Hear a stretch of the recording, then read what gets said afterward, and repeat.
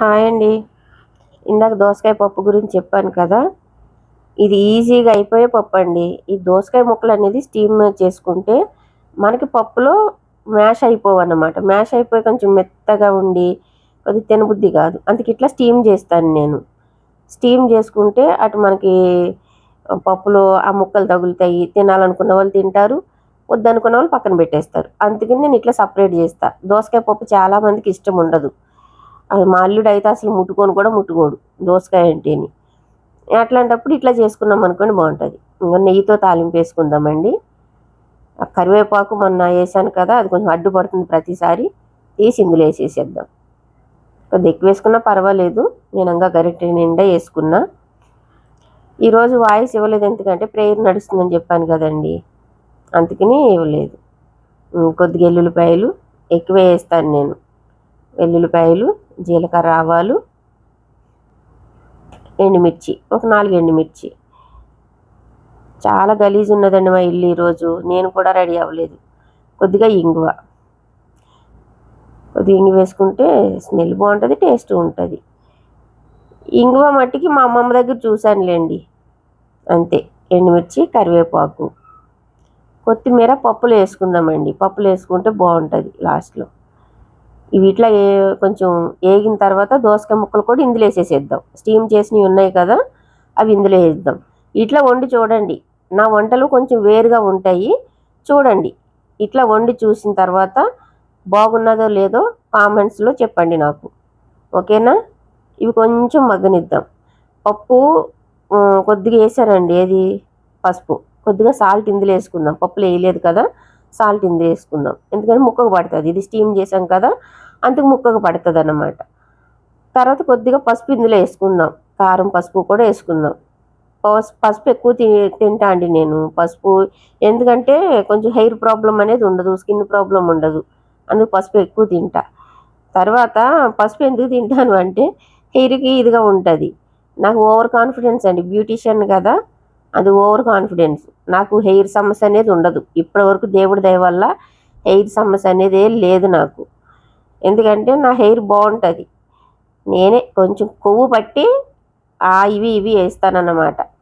కొద్ది మన చేతిలో పనే కదా, ఎట్లయినా చేసుకోవచ్చు అని. ఇదిగో చూడండి, అవి అలా అట్లాగా నెయ్యిలో మగ్గుతుంటే బాగుంటుంది. కొద్దిగా చింతపండు గుజ్జు లైట్గా, ఎంతో కాదు కొద్దిగా వేసానన్న పేరుకి, కొద్ది లైట్ పులుపు వస్తుంది. అది ఇందులో వేస్తే ఉప్పు, కారం, పులుపు అన్నీ దోసకాయ ముక్కకు పడుతుంది.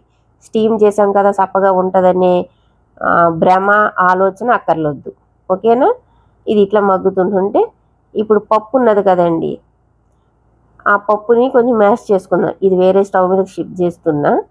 పప్పు తీస్తాను. పప్పు తీసి పప్పు గుత్తి పెట్టి మనకు కావాల్సినంత ఇదిగా ఆ టమాటా, ఆనియన్, మిర్చి అంతా కొంచెం మెత్తగా స్మాష్ చేసుకుని ఆ కొత్తిమీర కూడా వేసేసుకుని ఒక 2 మినిట్స్ అట్లాగా పొయ్యి మీద మగ్గనిద్దాం, అంతే. అయిపోయింది. చూడండి, ఇట్లా చేసుకుని తినండి. దోసకాయ పప్పు తినలేని వాళ్ళు కూడా తింటారు, టేస్టీగా ఉంటుంది. ఈజీగా అయిపోతుందండి. అన్నీ మనం రెడీగా అక్కడ పెట్టుకుంటే ఈజీగా అయిపోతుంది, అంతే. మన ఆరోగ్యం మనం ఎట్లా కాపాడుకోవాలో మన పనులు కూడా మనం అట్లనే చేసుకోవాలి. నిన్నటి నుంచి చాలా వర్క్ అండి. ఒకటి బ్యూటీ పార్లర్ ఇంట్లోనే పెడుతున్నా, హోమ్ సర్వీస్ కూడా చేస్తాను, కాకపోతే ఇంట్లో కూడా సెట్ చేసుకున్నాను కదా, దాని గురించి అని నిన్నటి నుంచి ఒకటే పని, ఖాళీ లేదు అస్సలు. మొత్తం నిన్నంతా రెస్ట్ లేకోకుండా అయిపోయింది. కొత్తిమీర కూడా ఇందులో పప్పులు వేసుకుందాం. పప్పులు వేసుకున్నా పర్లేదు, అందులో వేసుకున్నా పర్లేదు. ఇందులో కొద్దిగా చిన్నగా కట్ చేసుకుందాం. చేపల పులుసులో వేరు, పప్పులో వేరు. పప్పులో అట్లా ముద్ద కింద తగులుతుంది కదా, బాగోదు. చిన్నగా కట్ చేసుకుందాం. నేను లైటింగ్స్ కూడా పెట్టుకోలేదండి ఈరోజు. సెటప్ ఏమీ లేదు, ఎందుకంటే మొత్తం కిచెన్ అంతా చాలా చిరాగ్గా ఉంది.